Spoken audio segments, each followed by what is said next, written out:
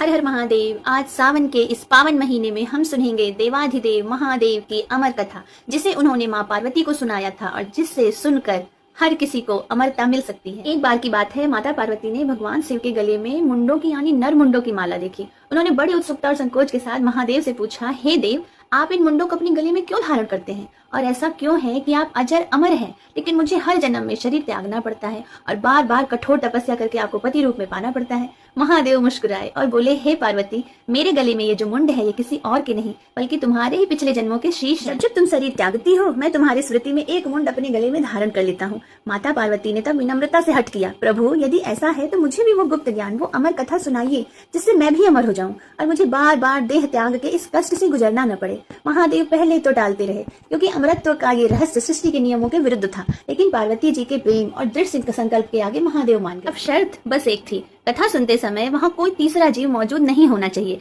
क्योंकि जो भी इस कथा को सुन लेगा वो मृत्यु के चक्र से हमेशा के लिए मुक्त हो जाता।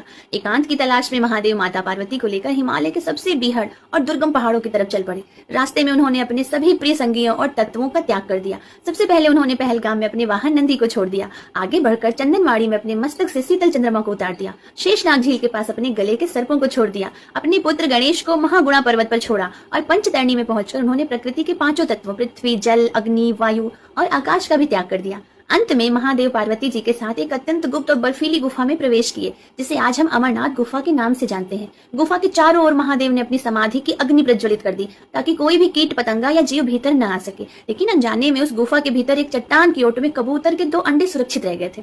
महादेव ने आंखें बंद की और माता पार्वती को सृष्टि का सबसे गूढ़ अमर ज्ञान सुनाना आरंभ किया। कथा बहुत लंबी थी। सुनते सुनते माता पार्वती को थकान के कारण नींद आ गई, लेकिन उसी समय उन अंडों से निकले 2 छोटे कबूतरों ने कथा सुनते हुए हूं हूं की ध्वनि करना जारी रखा। शिव जी को लगा कि पार्वती जी ही कथा सुन रही हैं और प्रत्युत्तर दे रही हैं। जब कथा पूरी हुई तो महादेव ने देखा कि पार्वती जी तो गहरी नींद में सो रही हैं। महादेव ने चकित होकर इधर उधर देखा तो फिर कथा के बीच में हूं का प्रत्युत्तर कौन दे रहा था। तभी उनकी दृष्टि उन 2 नन्हे कबूतरों पर पड़ी। महादेव का तीसरा नेत्र क्रोध से खुलने लगा।